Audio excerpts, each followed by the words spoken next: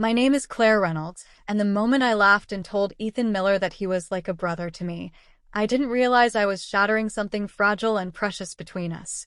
Ethan and I had been inseparable since college. We both went to the University of Chicago, bonded over late-night study sessions, cheap pizza, and our shared love of indie films. Over the years, our friendship grew deeper, and after graduation, even as life pulled us in different directions, we always found our way back to each other. People often asked if we were dating, or if we ever would. I always laughed it off, insisting we were just friends. Ethan never said much when those questions came up. He'd just smile, shrug, and change the subject. I should have noticed that silence meant something. But I didn't. Until the night I carelessly said the words that pushed him away. It was a crisp fall evening in Seattle, where I had moved for work. Ethan had flown in for a business trip, and we met at our favorite little bar near Pike Place Market. The place was cozy, dimly lit, with the hum of jazz in the background and the smell of roasted garlic drifting from the kitchen. We sat across from each other, laughing about old memories, catching up on new ones. Ethan looked the same. Broad shoulders, warm brown eyes, and that calm way about him that always made me feel safe. At some point, after a couple of drinks, he leaned closer. His voice was softer than usual. "Claire, do you ever think about us? About what we could have been?" I laughed.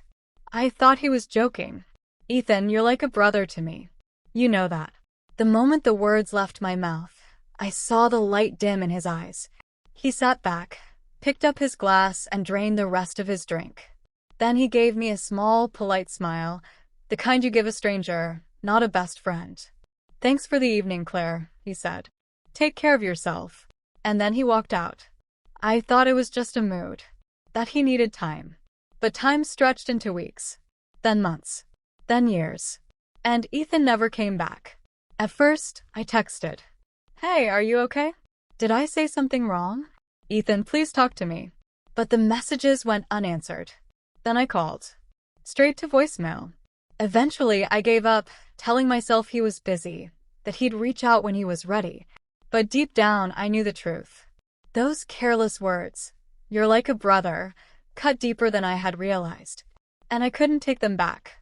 The years that followed were a blur of career milestones, failed relationships, and endless what-ifs. I climbed the corporate ladder, bought a small condo, and traveled when I could. From the outside, my life looked full. But every time I celebrated a win, every time I struggled with a loss, every time I sat in a quiet cafe with an empty chair across from me, I thought of Ethan. Was he happy? Was he married? Did he still think of me? I didn't know. And not knowing hurt more than I could ever explain. 5 years later, fate decided to be cruel. I was attending a friend's wedding in Chicago when I saw him. Ethan, standing across the room, looking sharper than ever in a tailored suit, his arm around a woman I didn't recognize. My heart leapt and then sank. He looked happy. She looked at him the way I used to look at my daydreams of what could have been. I froze, unsure whether to approach him. But before I could decide, he caught my eye. For the briefest moment, our gazes locked. His expression softened, familiar, tender, and then he looked away, turning his full attention back to the woman beside him. He didn't come over, and neither did I. That night, lying in my hotel room, I replayed everything. The laughter, the drinks, the careless words.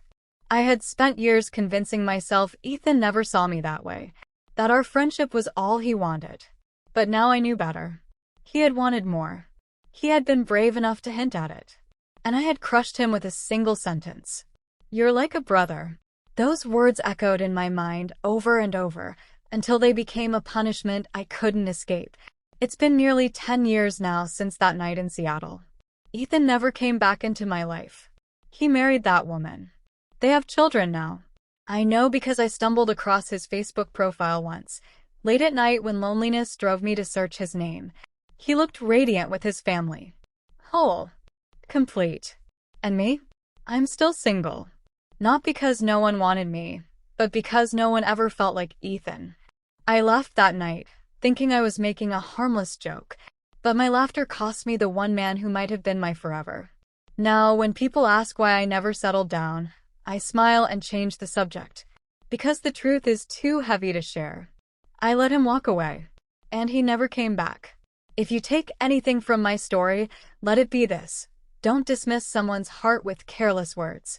Don't laugh when they're trying to show you their soul. Because words matter. And sometimes, one wrong word can cost you a lifetime of love.